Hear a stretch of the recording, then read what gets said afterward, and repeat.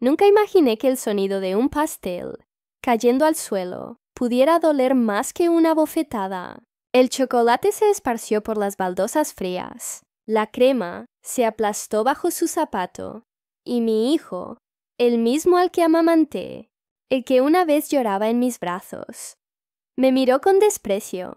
«Come del piso, vieja inútil», dijo, sin levantar la voz, como si ordenara sacar la basura. El salón quedó en silencio. Las luces del comedor parpadeaban y el aroma dulce del pastel recién hecho se mezcló con el olor metálico del vino derramado. Mis manos temblaban. No sabía si era por la rabia o por la humillación. Afuera, el viento golpeaba las ventanas y por un segundo pensé que era Dios mismo, recordándome que debía levantarme, pero no pude.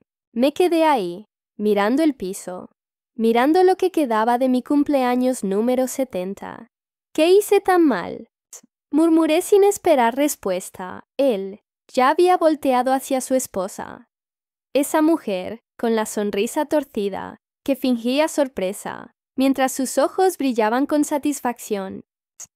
«No debiste invitarla», le dijo ella, con una voz casi susurrada, pero lo bastante clara para que la oyera. «Ya lo sé», respondió él, «pero quería que lo entendiera de una vez». Las palabras se clavaron en mí como vidrios rotos. Lo entendí. Claro que sí. Ya no querían que viviera allí. Mi casa, la que construimos con las manos de mi difunto esposo, ya no era mía. Intenté hablar, pero la garganta me dolía. No de gritar, de contener años de silencios. Tomé la silla para apoyarme y me levanté despacio, sin mirar atrás. El suelo seguía manchado de pastel. El zapato de mi hijo, también. Fui hasta la cocina. Cada paso resonaba como un eco de mi pasado. Las fotos en la pared parecían observarme. Mi esposo, sosteniendo a nuestro hijo, recién nacido. Mi hijo, con su diploma. Las navidades juntos. ¡Qué ironía! Cada sonrisa enmarcada era una mentira que se desmoronaba frente a mí. Abrí el grifo y me lavé las manos, pero el temblor no se iba. El agua fría me devolvía a la realidad. Estaba sola, en mi propia casa, rodeada de gente que me odiaba sin motivo. Tal vez sí había un motivo, solo que aún no lo conocía. «No vuelvas a hacerle pastel», escuché que su esposa decía desde el comedor. «No queremos que se acostumbre a venir». «Ya no va a venir», respondió él, con una seguridad que me heló la sangre. Sentí que el aire se volvía denso. Cada palabra suya era una sentencia. Ya no hablaban de una simple visita. Hablaban de mí como si fuera un estorbo que debía desaparecer. No lloré, no grité, solo respiré hondo y me prometí a mí misma que esa noche no terminaría con mi dignidad en el suelo. Caminé hacia la puerta. Al abrirla, el viento frío de octubre me golpeó la cara. Las hojas secas crujían bajo mis zapatos. La luna iluminaba el camino, como si quisiera acompañarme. Cerré la puerta detrás de mí, y el sonido fue tan fuerte que supe que algo dentro de mí también se había cerrado para siempre. Me alejé sin rumbo. Solo escuchaba mis pasos y el eco de su voz repitiendo aquella frase. «Come del piso, vieja inútil». Esa noche dormí en un banco del parque, abrazando mi bolso. El frío se colaba por mis huesos, pero lo que más dolía era la vergüenza. Una mujer de mi edad, expulsada por su propio hijo. Al amanecer, los primeros rayos del sol tocaron mi rostro, y comprendí algo. El dolor me había mantenido viva. Y si seguía viva, entonces todavía podía hacer algo. Apreté el bolso. Dentro llevaba las llaves de la casa, los documentos del terreno y un sobre que nadie más sabía que existía. Un sobre que guardaba una historia mucho más vieja que mi hijo. Una historia que él jamás quiso conocer. Cuando el viento sopló de nuevo, lo sentí distinto. Ya no era un viento triste. Era una advertencia, una promesa. Y mientras el parque despertaba, Me hice una promesa yo también. Me lo quitaste todo, hijo mío, pero aún no sabes lo que eso va a costarte. La cámara de la historia se alejaría aquí, mostrando a la anciana sentada, el rostro sereno, pero los ojos llenos de fuego, y en su mirada, el inicio de una venganza silenciosa. Porque no hay nada más peligroso que una madre que ya no tiene nada que perder. A veces, pienso que hay momentos que dividen la vida en dos, antes y después de la traición. Y si tú alguna vez has sentido que alguien que amabas te dio la espalda, entenderás lo que estoy a punto de contar. Antes de continuar, suscríbete y cuéntanos en los comentarios desde dónde lo estás viendo. Tu apoyo, tus palabras, hacen que historias como la mía no se pierdan en el silencio.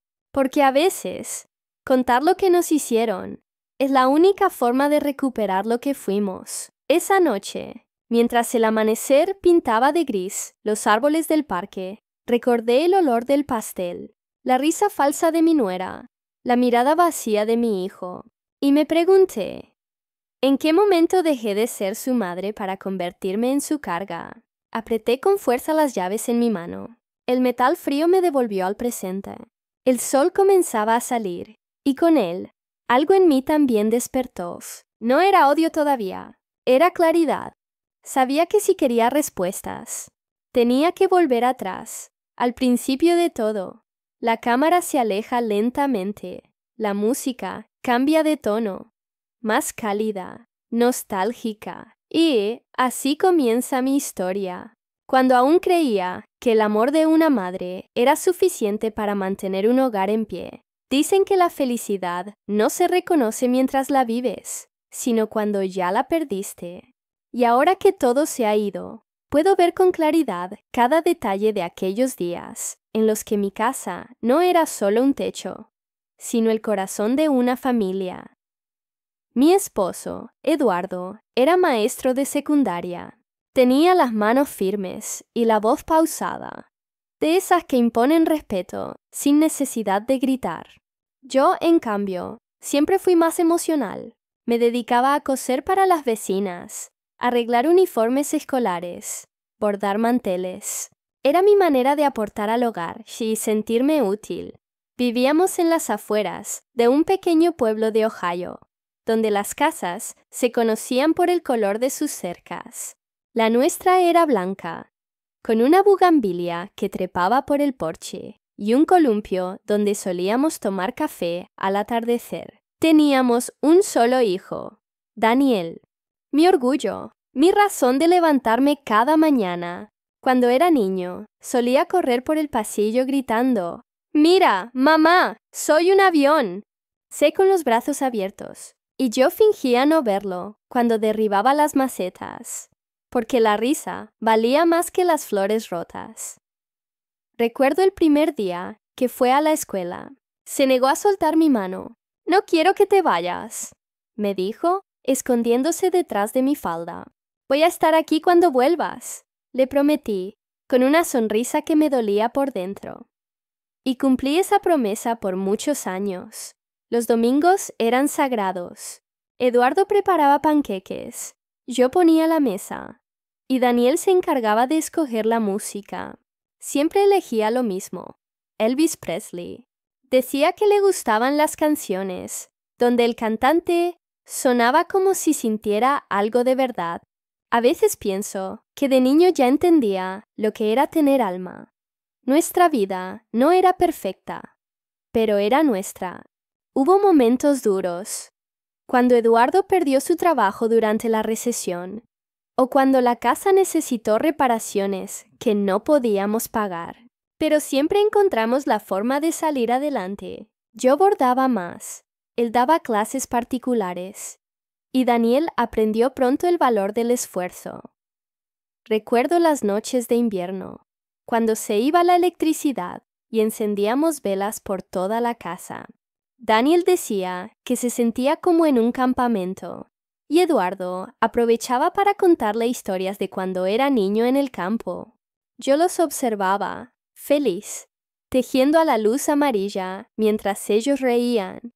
Pensaba que la felicidad era eso, verlos juntos, seguros, bajo el mismo techo. Los años pasaron y Daniel creció más rápido de lo que quise aceptar. Se convirtió en un joven alto, con la misma mirada seria de su padre, aunque con algo más, una ambición que a veces me asustaba. Quería salir del pueblo, decía, hacer algo grande. Eduardo y yo lo apoyamos. Vendimos el auto viejo para pagarle la universidad en la ciudad. Fue el día más orgulloso y más triste de mi vida. Cuando se subió al autobús, no pude evitar llorar. Él me abrazó y me dijo, «Voy a volver con éxito, mamá. Te lo prometo». Y lo hizo. 5 años después regresó, con traje, reloj caro y un aire de seguridad que no reconocí. Detrás de él venía una mujer joven, de cabello rubio y sonrisa ensayada. «Mamá, ella es Claire», me dijo. Le di la mano y ella me abrazó con una amabilidad que no sentí. A partir de ahí, las cosas comenzaron a cambiar. Pero en ese momento no lo supe. Solo recuerdo lo feliz que me sentí al verlo de nuevo. Preparé su comida favorita, encendí las luces del jardín, puse la vieja canción de Elvis. Por unas horas, volví a tener a mi niño en casa. Después de la cena, Claire me dijo con una sonrisa perfecta, «Daniel me contó que usted cocina como nadie. Ojalá yo aprenda un poco». Le respondí con sinceridad, «En esta casa todo se aprende, si se hace con amor». Ella rió suavemente, pero su mirada se desvió hacia el retrato de Eduardo. Mi esposo había fallecido 2 años antes, víctima de un infarto. Fue un golpe devastador. Daniel no pudo llegar al funeral. Estaba cerrando un contrato importante, según me dijo. Aún así, no guardé rencor. Pensé que la vida adulta lo había atrapado en sus responsabilidades. Durante esos primeros días de su regreso, todo parecía bien. Daniel hablaba de su trabajo, de sus planes para comprar propiedades, de abrir una empresa. Yo lo escuchaba orgullosa, aunque a veces notaba una distancia que antes no existía. Claire, por otro lado, observaba cada rincón de la casa, con una atención que no entendía. Una tarde, mientras servía té, ella comentó, «Esta propiedad debe valer mucho, ¿verdad?» «No lo sé», respondí. «Nunca he pensado en venderla. Aquí crecimos todos». «Claro», dijo con una sonrisa, «pero a veces, para avanzar, hay que dejar ir el pasado». No le di importancia. Pensé que era una frase cualquiera, pero ahora, mirando atrás, creo que esa fue la primera grieta en mi mundo perfecto. Aún así, en esos días, todavía creía en la bondad de mi hijo. Le cocinaba, le lavaba la ropa, escuchaba sus historias. Cada noche me despedía con un beso en la frente, como cuando era niño, y en esas pequeñas rutinas encontraba consuelo. Algunas veces, cuando el silencio llenaba la casa, hablaba con el retrato de Eduardo. «Lo logramos, viejo», le decía. «Nuestro muchacho volvió», y me gustaba imaginar que, de alguna forma, él me escuchaba. Nunca imaginé que ese regreso sería el comienzo de mi caída, pero en aquel entonces no había lugar para sospechas. Solo amor, recuerdos y una fe ciega en la familia que habíamos construido. Y aunque la vida me enseñó después que los monstruos no siempre llegan de fuera, sino que crecen dentro del hogar, en ese momento mi corazón todavía era ingenuo. Mi casa seguía oliendo a pan recién hecho, los domingos a café, y cada rincón estaba lleno de risas que el tiempo aún no había convertido en ecos. Yo era feliz, aunque no lo supiera, porque así es la vida. Nadie advierte el inicio de la tragedia cuando la música sigue sonando y la gente aún sonríe en la foto familiar. A veces, las tragedias no llegan con truenos ni relámpagos. A veces, simplemente entran por la puerta disfrazadas de rutina. La mía empezó con una llamada. Era un martes por la tarde. El cielo estaba gris y yo estaba en la cocina, haciendo pan como siempre. El teléfono sonó y cuando contesté, la voz de Daniel sonaba tensa. «Mamá, necesito que transfieras algo de dinero», dijo, sin rodeos. «¿Qué pasó?», pregunté, secándome las manos. «Nada grave, solo un asunto del negocio. Estoy cerrando una inversión importante y necesito liquidez por un par de días. Te lo devuelvo antes del viernes, no dudé. Eran los ahorros de toda mi vida, guardados desde que Eduardo murió. Pero si mi hijo lo pedía, ¿cómo negárselo?» «Claro, hijo», respondí. «Si lo necesitas, te lo envío hoy mismo». Lo hice, sin pensarlo, sin preguntas, porque el amor de una madre no conoce sospecha, hasta que aprende a la fuerza. Pasaron las semanas, y Daniel no volvió a mencionar el dinero. Cuando pregunté, lo hizo a la ligera. «Ah, sí, mamá, todo está bien. Lo recupero pronto. No te preocupes». No insistí. Preferí creerle, pero algo empezó a cambiar. De pronto, Claire venía menos a visitarme. Cuando lo hacía, ya no era amable. Revisaba mis muebles, mis cajones, con la excusa de ayudarme a organizar.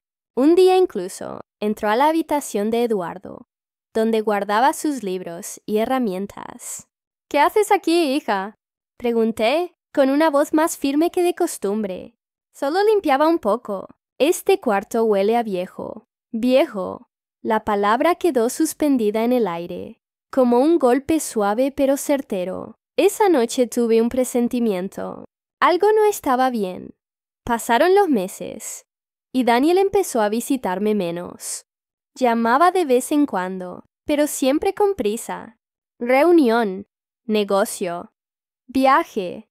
Yo fingía entender, pero en el fondo sentía que se alejaba, hasta que un día llegó con una propuesta. «Mamá», dijo, mientras dejaba su maletín sobre la mesa, «quiero ayudarte». «¿Ayudarme? ¿Con qué?» «Con la casa. Está vieja, mamá. Ya no puedes vivir sola. Además, si vendemos, podrías mudarte a un lugar más pequeño, más cómodo, y el dinero restante lo pongo a tu nombre». Sentí como mi pecho se apretaba. «¿Vender la casa?», repetí.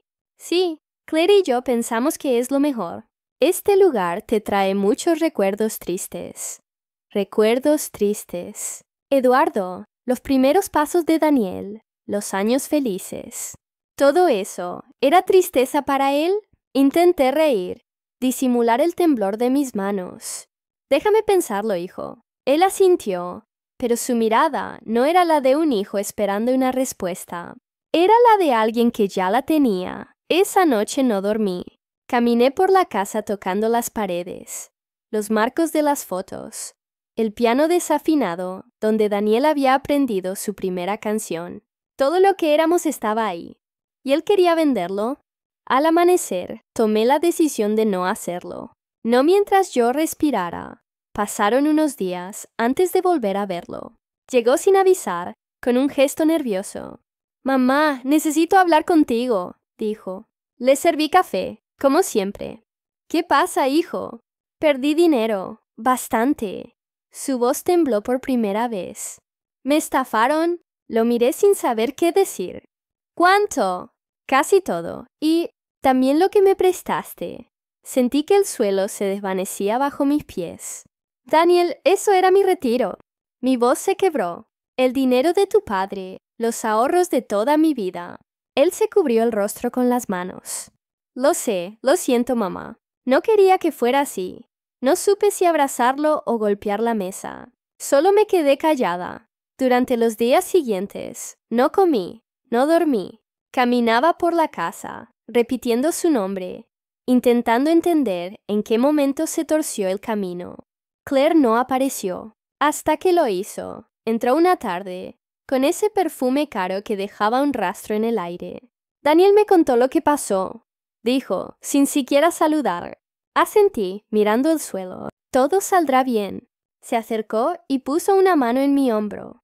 «Pero hay algo más que debería saber». La miré, confundida. Su sonrisa no era de consuelo. Era de alguien que estaba a punto de disfrutar lo que iba a decir. Daniel no perdió todo el dinero, susurró. Compró una propiedad a su nombre. ¿Qué? Una casa nueva. En la ciudad. Para nosotros. Sentí un frío en la espalda. Debe haber un error, dije, casi sin voz. No lo hay, replicó. Usted pagó la mitad sin saberlo. Se giró y se fue, dejándome ahí, con el alma hecha pedazos. Aquella noche no encendí ninguna luz. Me quedé sentada en la oscuridad, mirando la sombra del retrato de Eduardo en la pared. Le fallamos, viejo, susurré. Yo también te fallé. Lloré hasta quedarme sin lágrimas. Por mi hijo, por mí, por lo que fuimos. Al día siguiente, cuando Daniel vino, ya no era el mismo. Su voz tenía ese tono distante de los hombres, que ya se han perdido. Claire te dijo algo, ¿verdad? Preguntó. Solo la verdad, respondí. Mamá, no es lo que crees. Entonces, ¿qué es? ¿Una inversión o una traición? No respondió, solo bajó la cabeza, y en ese silencio lo supe todo. Mi hijo ya no era mío. Lo habían comprado, con promesas, con dinero, con orgullo. Durante días caminé por la casa como un fantasma. A veces me descubría hablándole al aire, esperando que Eduardo me respondiera, pero el único sonido era el crujir del piso. Y el reloj, marcando las horas que ya no tenían sentido. Una mañana, mientras tomaba té, escuché a través de la ventana la voz de Claire en el jardín. Sí, cariño, decía al teléfono. En cuanto firmemos los papeles, será nuestro. Mi corazón se detuvo.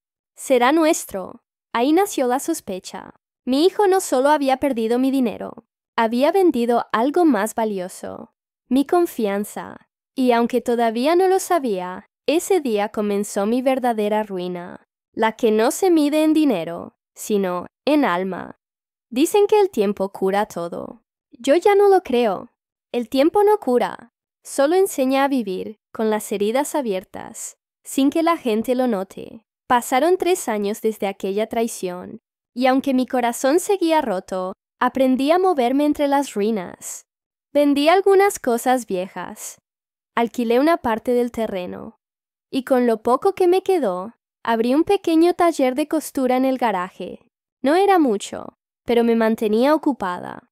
Las vecinas venían a encargarme vestidos para bodas, uniformes escolares, manteles bordados. Yo sonreía, charlaba con ellas, fingía que todo estaba bien. Y, en cierto modo, lo estaba. Daniel volvió a visitarme de vez en cuando. Llegaba con regalos, flores, promesas nuevas. Decía que todo lo de antes había sido un malentendido. Al principio lo rechacé, pero la sangre, por más fría que esté, nunca deja de ser sangre. Y cuando vi a mi nieta por primera vez, mi corazón se ablandó. Se llamaba Emma. Tenía los ojos de Daniel y las manos pequeñas, suaves, como pétalos. Cuando la sostuve, sentí que la vida me daba una segunda oportunidad. Tal vez esto sea el comienzo de algo nuevo, pensé. Claire, aunque seguía siendo distante, parecía más amable. Me hablaba de la escuela de la niña, de los planes para el futuro, de las vacaciones en la playa. A veces incluso me pedía consejos, o fingía hacerlo. Y yo, con tal de mantener la paz, sonreía y respondía. Comenzamos a vernos los domingos. Venían a comer al mediodía, y Emma corría por el jardín con la misma energía que Daniel tenía a su edad. Yo la observaba, y por un instante, todo el dolor desaparecía. Era como si la vida me estuviera diciendo, aún hay belleza aquí. Los años siguieron su curso. Daniel prosperó en los negocios. Compró una segunda casa. Abrió una pequeña empresa de construcción. Y hasta me ofreció trabajo para bordar uniformes corporativos.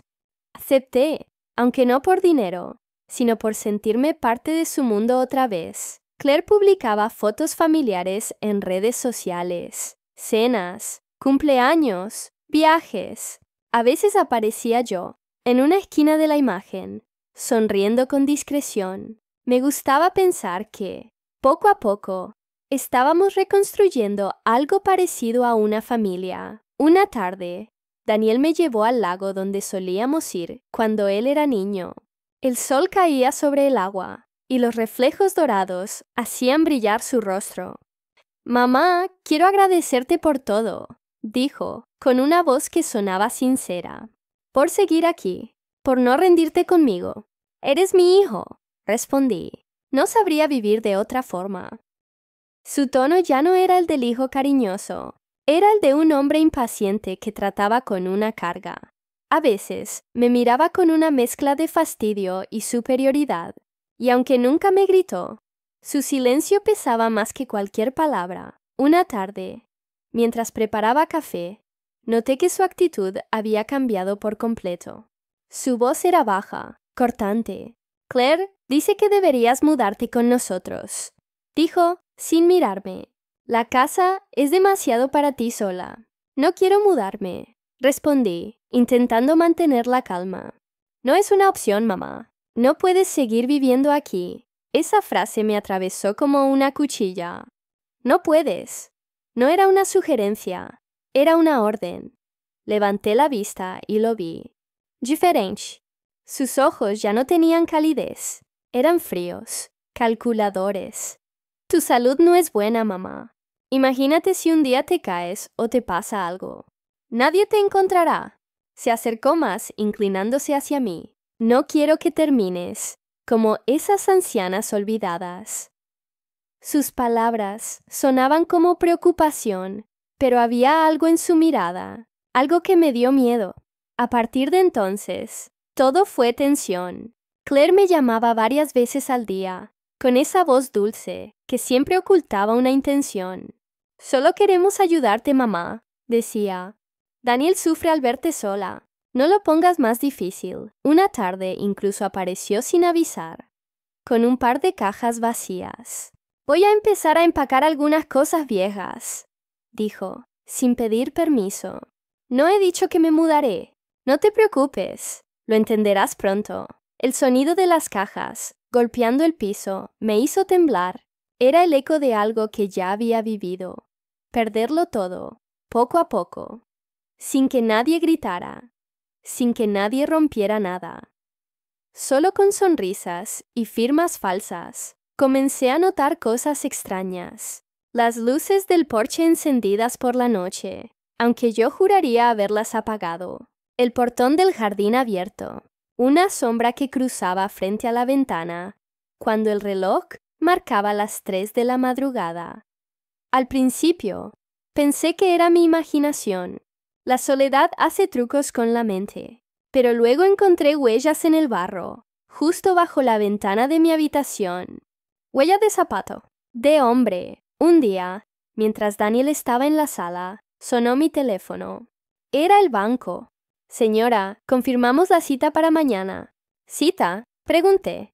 «Sí, para la autorización del poder notarial a su hijo». Miré a Daniel. Él me observaba en silencio, los brazos cruzados. Sonrió. Una sonrisa que no era humana. «Ah, sí», dijo con tranquilidad. «Te iba a contar después». Colgué sin responder. El aire se volvió espeso, casi irrespirable. Mi propio hijo estaba preparando mi desaparición legal. Las siguientes semanas fueron una pesadilla silenciosa. Me hablaba con frases cortas, frías, como si midiera cada palabra para no perder el control. A veces, mientras yo cocinaba, lo sentía observándome desde la puerta, sin decir nada. Y cuando nuestras miradas se cruzaban, no veía a Daniel. Veía a un extraño. «Deberías descansar más», me decía. «Últimamente te ves débil». La forma en que pronunció «débil» me hizo estremecer. No sonaba a preocupación, sonaba a advertencia. Empecé a esconder mis documentos, mi pasaporte, los recibos de la casa. Sabía que no podía confiar en él, pero tampoco podía enfrentarlo. No todavía. Una noche, mientras dormía, escuché un ruido en el pasillo. Me levanté despacio y abrí la puerta. El reloj marcaba las 2. Alguien caminaba hacia la cocina. Me acerqué sin hacer ruido. Daniel estaba allí, de espaldas, revisando los cajones. ¿Qué haces?, pregunté, tratando de mantener la voz firme. Se giró despacio, con una calma aterradora. Buscaba el juego de llaves de la entrada. Respondió. Claire las necesita. Podías pedírmelas. No quise despertarte, pero sus ojos decían otra cosa. Decían que ya no necesitaba pedirme nada. Desde entonces, empecé a dormir con la puerta cerrada con llave, y cada vez que oía un ruido en la noche, sostenía las llaves de Eduardo entre mis manos, como si fueran un rosario.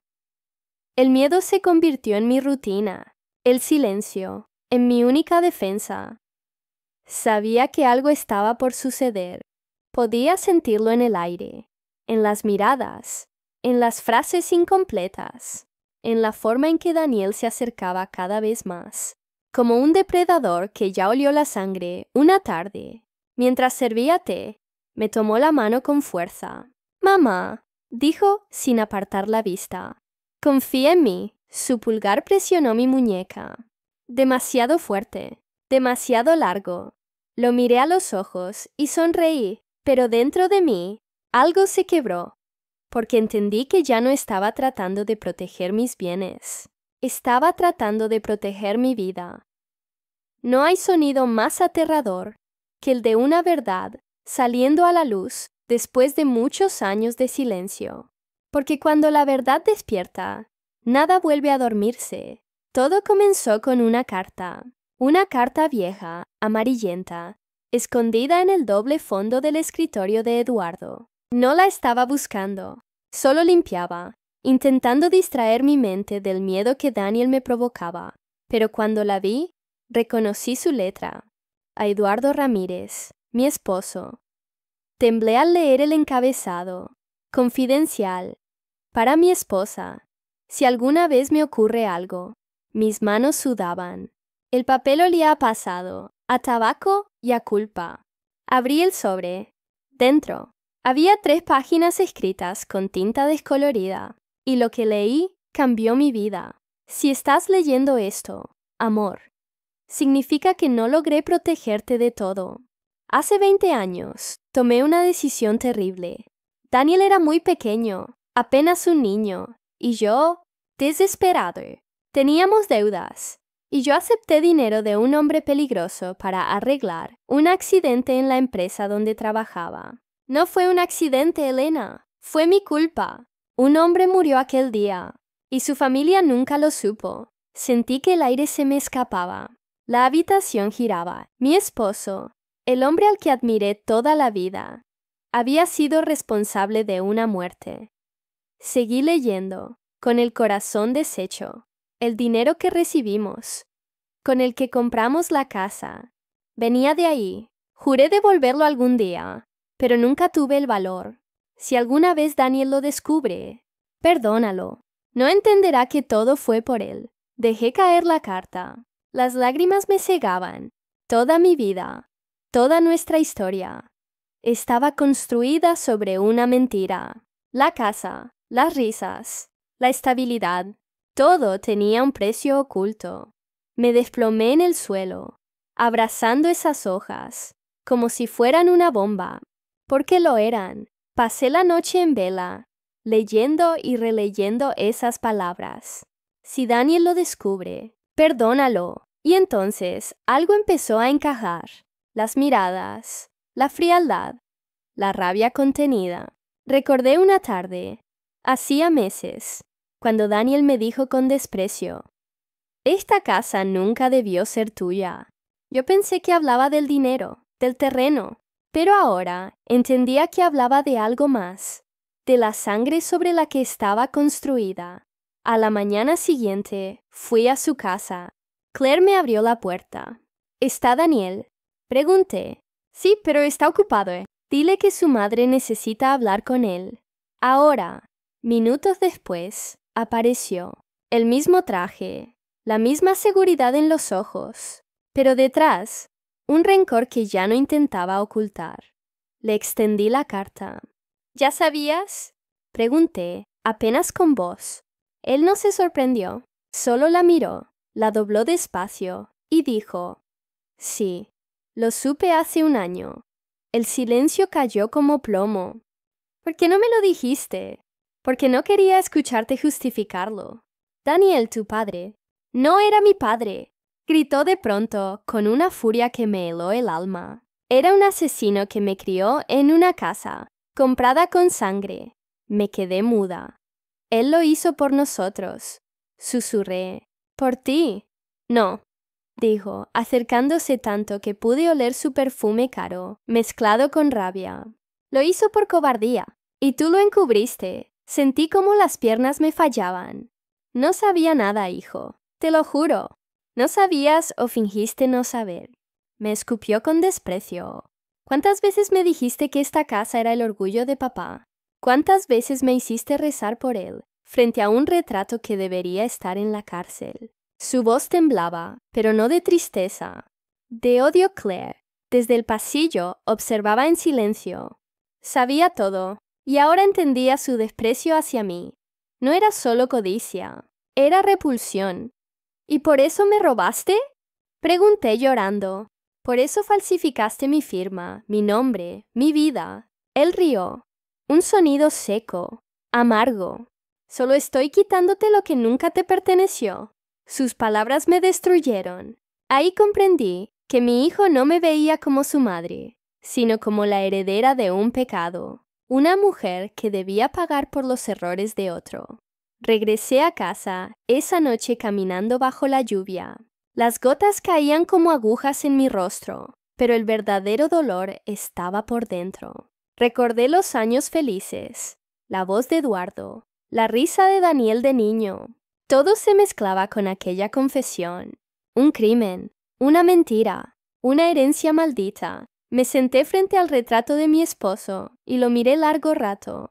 ¿Por qué me hiciste esto, viejo? Susurré. ¿Por qué nos condenaste a los dos? La carta seguía en mis manos, arrugada, empapada, casi ilegible, pero una frase permanecía clara.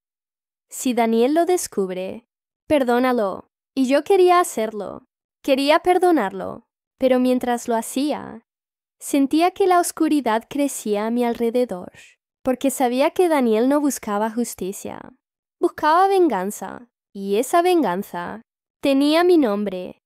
Esa noche soñé con Eduardo, parado en el umbral de la puerta, cubierto de sombra. Me extendía la mano, pero cuando intenté alcanzarlo, vi que su palma estaba manchada de sangre. Desperté gritando.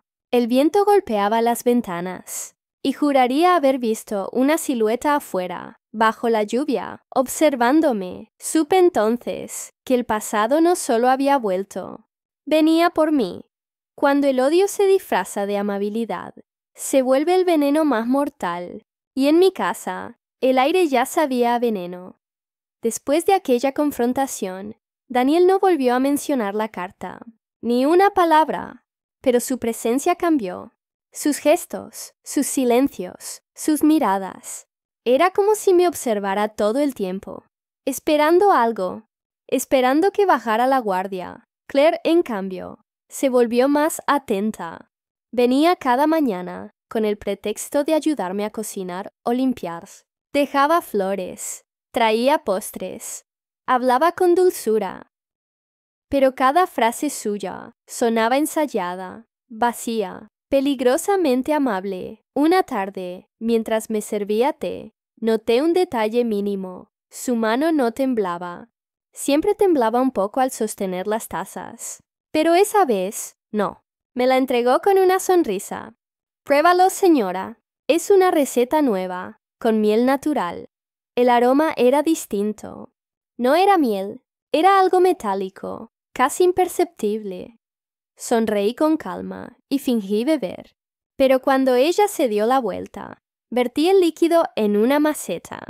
Minutos después, las hojas comenzaron a oscurecerse. No necesité más pruebas. Desde ese día dormía poco. Escuchaba pasos, voces bajas en el pasillo, el crujir de las escaleras a medianoche. Una madrugada, desperté con la sensación de que alguien había estado en mi habitación. La ventana estaba entreabierta y sobre la mesa había una marca de zapato húmedo. Empecé a escribir todo. Fechas, horas, detalles. Si algo me pasaba, alguien debía saberlo. Una mañana, Daniel llegó con un tono forzado de cariño. «Mamá, tengo una sorpresa», dijo. «Vamos a llevar de viaje. Solo un fin de semana». «¿Viaje? ¿A dónde?» «A la cabaña del lago, la que papá compró hace años». Mi corazón dio un vuelco.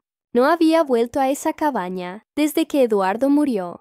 Era un lugar apartado, sin vecinos, sin señal telefónica. Un sitio perfecto para desaparecer. Fingí entusiasmo. «¡Qué lindo, hijo! Me hará bien». Él sonrió, satisfecho.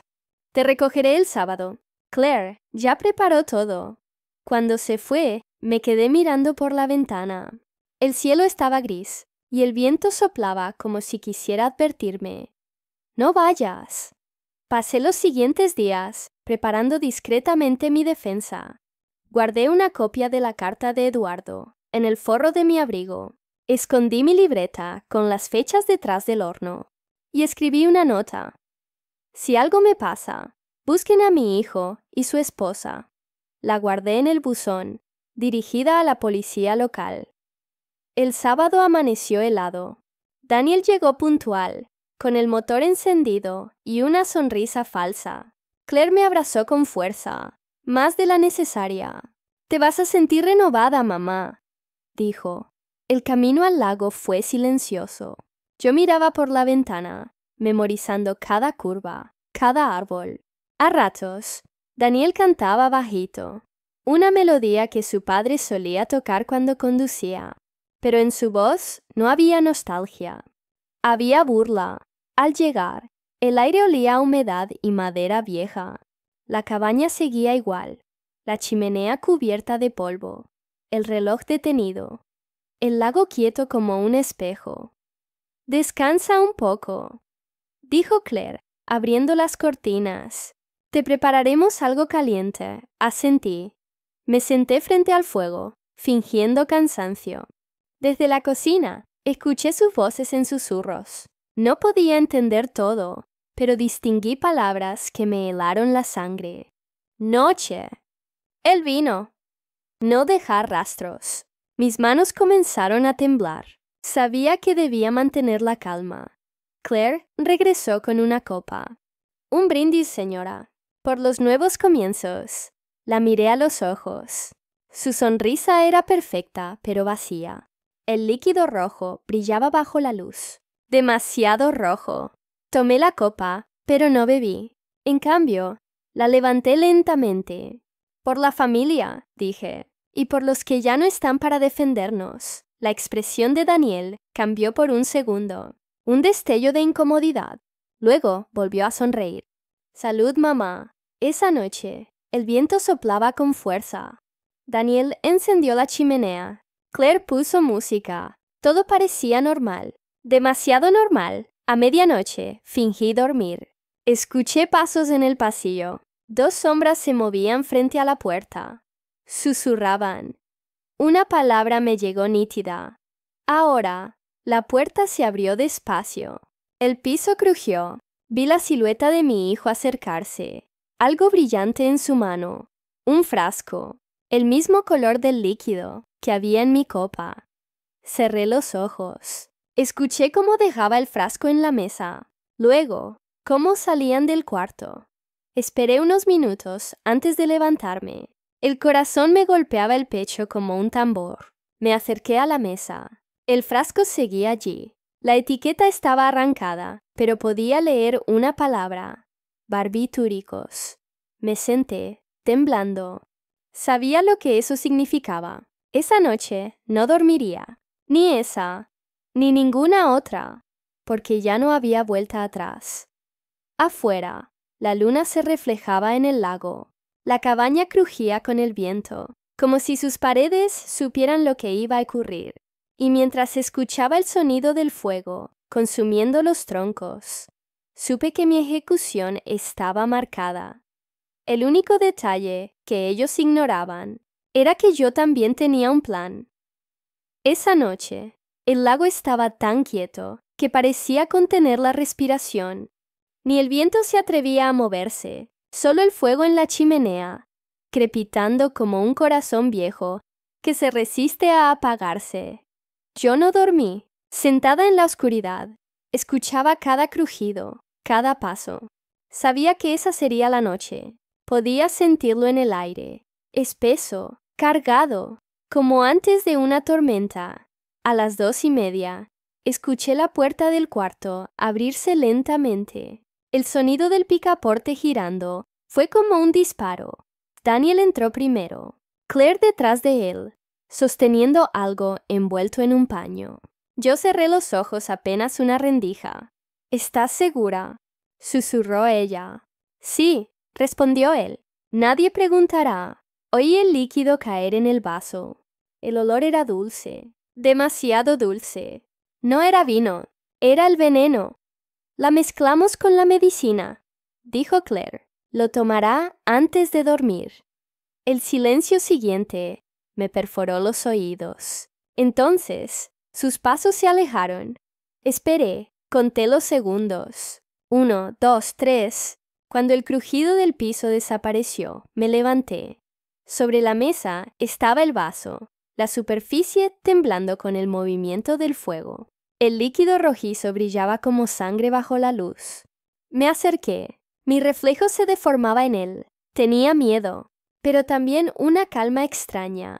Tomé el vaso y lo vacié en el fregadero. Luego, lo llené de jugo nuevo, idéntico al color del anterior. Mi respiración era tan fuerte que temí que me oyeran. Volví a la cama, me cubrí con la manta y esperé. Minutos después, Daniel regresó. Abrió la puerta despacio. Su sombra se proyectó en la pared. «Mamá», dijo con voz suave, «te traje tu medicina». Fingí despertar. «Gracias, hijo». Tomé el vaso y bebí, fingiendo tragar. El líquido frío me recorrió los labios, pero no mi garganta. Lo mantuve en la boca hasta que él se dio la vuelta. Cuando salió, lo escupí en el pañuelo que escondía bajo la almohada. El reloj marcó las 3. Silencio absoluto. Hasta que escuché un golpe, un portazo, pasos apresurados hacia la puerta trasera. Me asomé por la ventana. Daniel cargaba algo envuelto con una lona hacia el auto. Claire sostenía una linterna. Su voz era un susurro cortante. «Debe hundirse. Nadie revisará el lago». Mi sangre se congeló. El lago. Planeaban hacerme desaparecer allí. Esperé a que el auto se encendiera. Cuando los faros iluminaron la orilla, supe que ese era el momento. Corrí hacia el cuarto. Tomé la carta de Eduardo y mi cuaderno de notas. Los guardé en una bolsa de plástico y salí por la ventana lateral. El aire era gélido. Mis pies se hundían en la tierra húmeda y cada paso sonaba como un lamento. A lo lejos, la camioneta de Daniel estaba encendida, el motor rugiendo. Los vi caminar hacia el muelle. Claire sostenía el frasco, Daniel una manta enrollada. Era parte del plan. Fingir mi caída, mi desaparición. Pero el destino a veces se burla de los asesinos. El suelo del muelle estaba resbaladizo. Cuando dieron el primer paso sobre la madera, un crujido los hizo mirar atrás. Yo estaba allí, de pie, con la carta en la mano. Daniel se quedó helado. «Mamá, ¿qué estás haciendo despierta?» «Esperando a ver si todavía te queda un poco de vergüenza», respondí con calma. Claire retrocedió. «No lo entiendes, Elena». «Lo entiendo todo», dije, levantando la carta. «Sé de dónde vino este dinero. Sé lo que tu padre hizo. Y sé lo que tú planeas hacer esta noche». Daniel apretó los puños. «No hables de él. Tú no eres mejor». Mis ojos se llenaron de lágrimas. «Vas a matarme por una casa construida sobre culpa». «No me dejas opción», gritó, dando un paso hacia mí. Tú me mentiste toda la vida. Su voz retumbó en el lago. Claire intentó detenerlo, pero él ya estaba fuera de sí. Corrió hacia mí, empujándome. Tropecé. Caí sobre la madera. El borde del muelle se dio con un crujido. El agua helada me tragó como una boca abierta. Grité, pero el sonido se ahogó bajo la superficie. El frío me atravesó el cuerpo como cuchillas.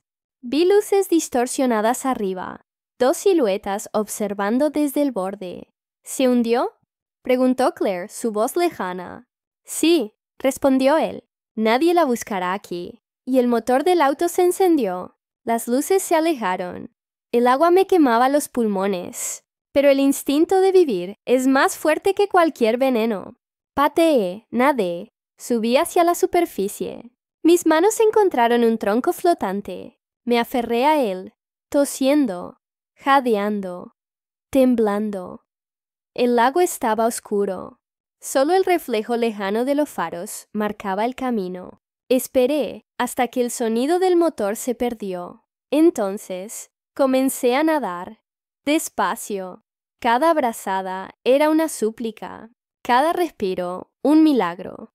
Llegué a la orilla cuando el amanecer comenzaba a teñir el cielo.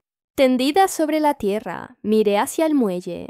El aire olía a gasolina, a humo, a traición, y supe mientras el sol asomaba que había muerto para ellos, y que esa sería mi ventaja, porque a veces, para sobrevivir, hay que dejar que el mundo crea que estás muerta.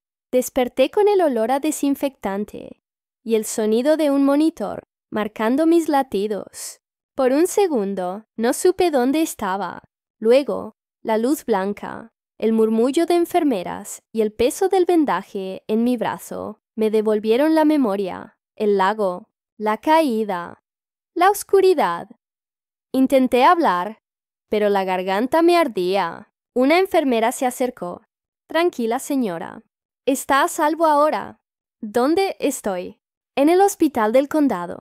La encontró un pescador al amanecer. Dijo que la vio salir del agua sola. Tambaleándose, cerré los ojos. El cuerpo me dolía, pero el alma estaba despierta. Mi hijo, pregunté con un hilo de voz. Pero cada frase suya sonaba ensayada, vacía, peligrosamente amable. Una tarde, mientras me servía té, noté un detalle mínimo. Su mano no temblaba. Siempre temblaba un poco al sostener las tazas. Pero esa vez, no. Me la entregó con una sonrisa. Pruébalo, señora. Es una receta nueva, con miel natural. El aroma era distinto. No era miel, era algo metálico, casi imperceptible. Sonreí con calma y fingí beber. Pero cuando ella se dio la vuelta, vertí el líquido en una maceta. Minutos después, las hojas comenzaron a oscurecerse. No necesité más pruebas. Desde ese día dormía poco. Escuchaba pasos, voces bajas en el pasillo, el crujir de las escaleras a medianoche. Una madrugada, desperté con la sensación de que alguien había estado en mi habitación. La ventana estaba entreabierta y sobre la mesa había una marca de zapato húmedo. Empecé a escribir todo. Fechas, horas, detalles. Si algo me pasaba, alguien debía saberlo. Una mañana, Daniel llegó con un tono forzado de cariño. «Mamá, tengo una sorpresa», dijo. «Vamos a llevar de viaje. Solo un fin de semana». «¿Viaje? ¿A dónde?» «A la cabaña del lago, la que papá compró hace años». Mi corazón dio un vuelco. No había vuelto a esa cabaña desde que Eduardo murió. Era un lugar apartado, sin vecinos, sin señal telefónica. Un sitio perfecto para desaparecer. Fingí entusiasmo. «¡Qué lindo, hijo! Me hará bien». Él sonrió, satisfecho. «Te recogeré el sábado». Claire ya preparó todo. Cuando se fue, me quedé mirando por la ventana. El cielo estaba gris y el viento soplaba como si quisiera advertirme. «No vayas». Pasé los siguientes días preparando discretamente mi defensa. Guardé una copia de la carta de Eduardo en el forro de mi abrigo. Escondí mi libreta con las fechas detrás del horno y escribí una nota. Si algo me pasa, busquen a mi hijo y su esposa. La guardé en el buzón, dirigida a la policía local. El sábado amaneció helado. Daniel llegó puntual, con el motor encendido y una sonrisa falsa. Claire me abrazó con fuerza, más de la necesaria. «Te vas a sentir renovada, mamá», dijo. El camino al lago fue silencioso. Yo miraba por la ventana, memorizando cada curva, cada árbol. A ratos, Daniel cantaba bajito, una melodía que su padre solía tocar cuando conducía, pero en su voz no había nostalgia. Había burla. Al llegar, el aire olía a humedad y madera vieja. La cabaña seguía igual, la chimenea cubierta de polvo, el reloj detenido, el lago quieto como un espejo. «Descansa un poco», dijo Claire, abriendo las cortinas. «Te prepararemos algo caliente», asentí. Me senté frente al fuego, fingiendo cansancio. Desde la cocina, escuché sus voces en susurros. No podía entender todo, pero distinguí palabras que me helaron la sangre. «Noche». «El vino». «No dejar rastros». Mis manos comenzaron a temblar. Sabía que debía mantener la calma. Claire regresó con una copa. «Un brindis, señora, por los nuevos comienzos». La miré a los ojos. Su sonrisa era perfecta, pero vacía. El líquido rojo brillaba bajo la luz. Demasiado rojo. Tomé la copa, pero no bebí. En cambio, la levanté lentamente. «Por la familia», dije, «y por los que ya no están para defendernos». La expresión de Daniel cambió por un segundo. Un destello de incomodidad. Luego volvió a sonreír. «Salud, mamá». Esa noche, el viento soplaba con fuerza. Daniel encendió la chimenea.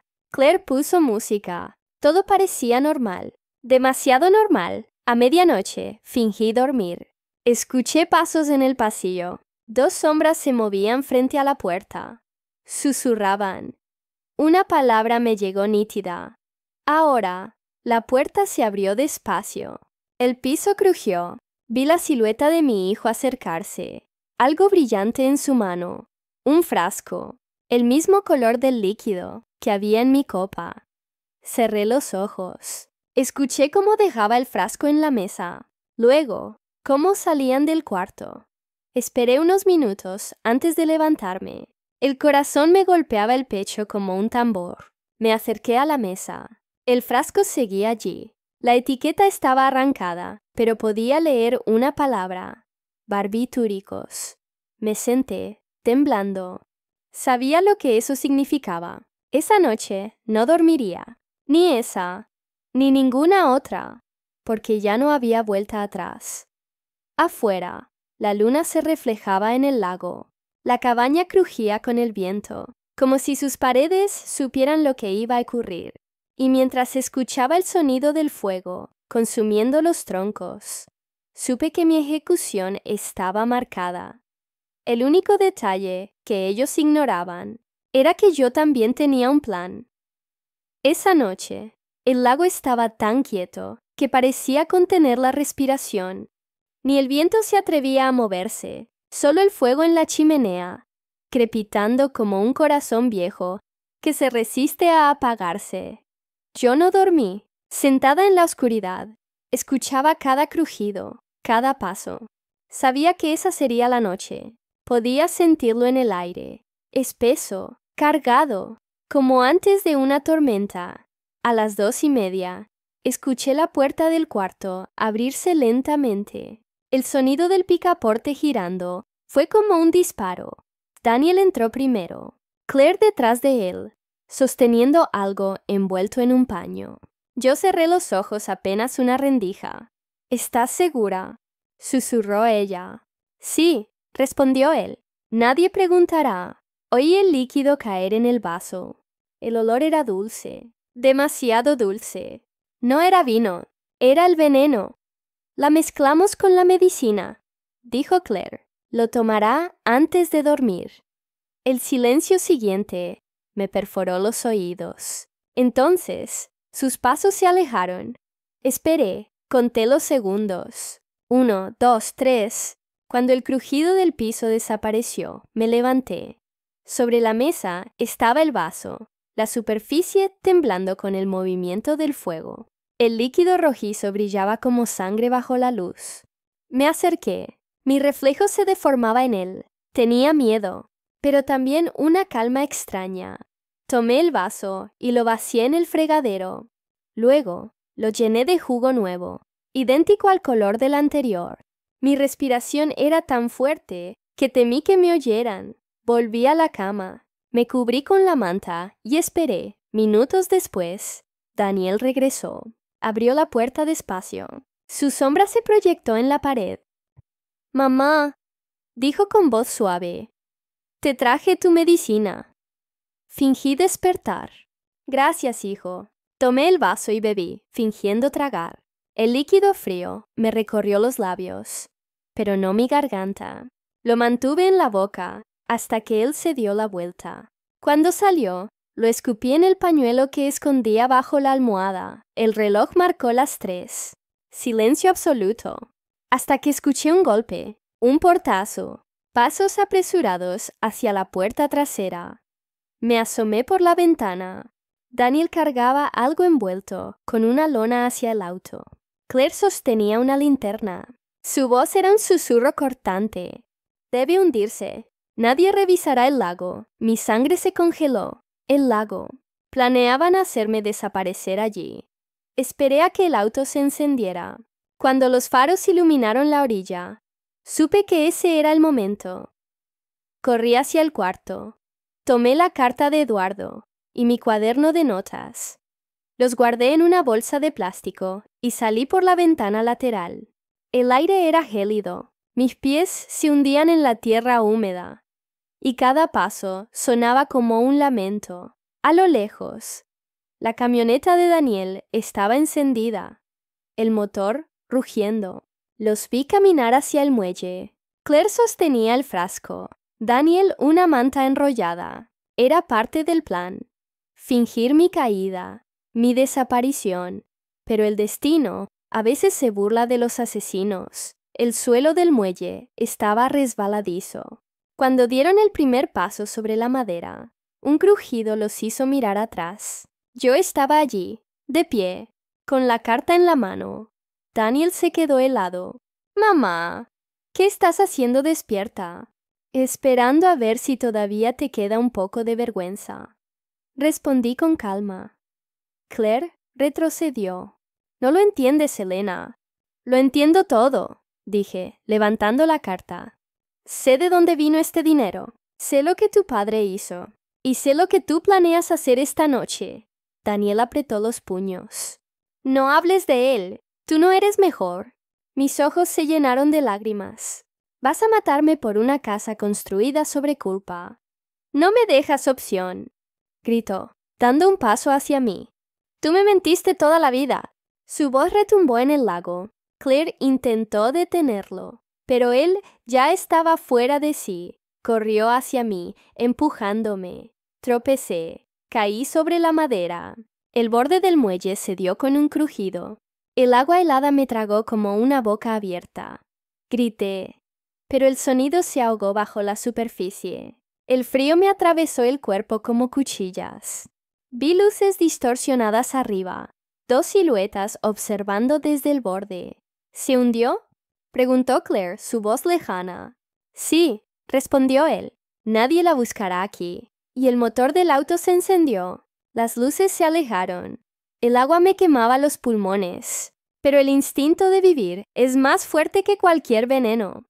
Pateé, nadé, subí hacia la superficie.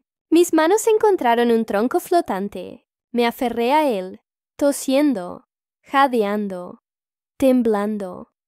El lago estaba oscuro. Solo el reflejo lejano de los faros marcaba el camino. Esperé hasta que el sonido del motor se perdió. Entonces, comencé a nadar, despacio. Cada brazada era una súplica, cada respiro un milagro. Llegué a la orilla cuando el amanecer comenzaba a teñir el cielo. Tendida sobre la tierra, miré hacia el muelle. El aire olía a gasolina, a humo, a traición, y supe mientras el sol asomaba que había muerto para ellos, y que esa sería mi ventaja, porque a veces, para sobrevivir, hay que dejar que el mundo crea que estás muerta. Desperté con el olor a desinfectante y el sonido de un monitor marcando mis latidos. Por un segundo no supe dónde estaba. Luego, la luz blanca, el murmullo de enfermeras y el peso del vendaje en mi brazo me devolvieron la memoria, el lago, la caída, la oscuridad. Intenté hablar, pero la garganta me ardía. Una enfermera se acercó. Tranquila, señora. Está a salvo ahora. ¿Dónde estoy? En el hospital del condado. La encontró un pescador al amanecer. Dijo que la vio salir del agua sola. Tambaleándose, cerré los ojos. El cuerpo me dolía, pero el alma estaba despierta. Mi hijo. Pregunté con un hilo de voz. La enfermera dudó. No sé, señora, pero la policía quiere hablar con usted cuando se sienta lista. Lista. Nadie está lista para acusar a su propio hijo. Pero la verdad no espera a que el corazón sane. 3 días después, el detective Ramírez entró a mi habitación. Su presencia imponía calma. Tenía una libreta en la mano y una mirada seria. Señora Elena, encontramos algo en el lago. Sacó una bolsa sellada. Dentro un frasco. El mismo frasco. Barbitúricos, dijo. Restos en el muelle y huellas parciales. Supe que eran de Daniel. Le conté todo. Desde la carta de Eduardo hasta la noche del intento de asesinato. Cada detalle, cada mentira, cada firma falsificada. El detective asentía en silencio, escribiendo. ¿Tiene pruebas de la falsificación? Preguntó. Sí, mi libreta, con fechas y copias de documentos. La escondí detrás del horno. Un par de horas después, un oficial volvió con ella en la mano. Estaba intacta. Con eso, la historia ya no era solo mía. Era evidencia. Una semana más tarde, me dieron el alta. Salí del hospital con el cuerpo débil, pero la mirada firme. El mundo creía que yo había muerto. Daniel y Claire también. Y eso me dio la oportunidad de ver cómo caían.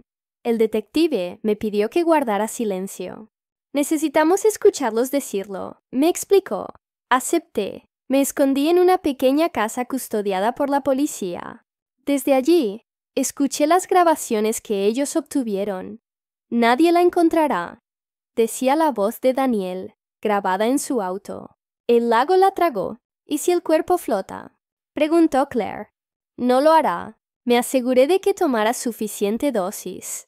Cada palabra era un puñal, pero también era justicia. El día del arresto llegó con un amanecer frío. Vi desde la ventana cómo los patrulleros se estacionaban frente a su casa. Las luces rojas y azules teñían la fachada blanca. Daniel salió en bata, confundido. Claire gritaba su nombre. Los esposaron sin resistencia. Por primera vez, él no miraba con soberbia, solo con miedo. ¡Miedo! El mismo que yo había sentido durante meses. El juicio fue público. El salón del tribunal estaba lleno. Vecinos, periodistas, curiosos. Yo entré lentamente, con un bastón y la cabeza en alto. Las cámaras se giraron hacia mí, como si vieran un fantasma. Daniel me miró desde el banquillo. Su rostro estaba pálido, los ojos hundidos. Por un instante, quise creer que se arrepentía, pero su mirada seguía vacía. El fiscal presentó la carta de Eduardo, las grabaciones, las pruebas del banco y mi testimonio. Cada palabra mía sonaba como una confesión al universo. No solo acusaba a mi hijo, también me liberaba de años de culpa y silencio. Cuando el juez pidió a Daniel que hablara, él se levantó despacio. No era odio, dijo, con la voz quebrada. Era justicia. ¿Justicia?, preguntó el juez. Intentar asesinar a tu madre es justicia. Daniel guardó silencio. Claire bajó la cabeza, fingiendo llanto, pero su mirada traicionó una rabia fría. Sabía que la condena también era suya. El veredicto llegó 2 semanas después. Culpables. 25 años para él, 30 para ella. Cuando los escoltas se los llevaron, Daniel giró la cabeza hacia mí. Por un momento, sus ojos se llenaron de lágrimas. «Perdóname, mamá», murmuró. No respondí, porque a veces el perdón no es un regalo. Es una condena que el otro debe cargar solo. Salí del tribunal con el sol en el rostro. El viento del mediodía olía a tierra mojada y a libertad.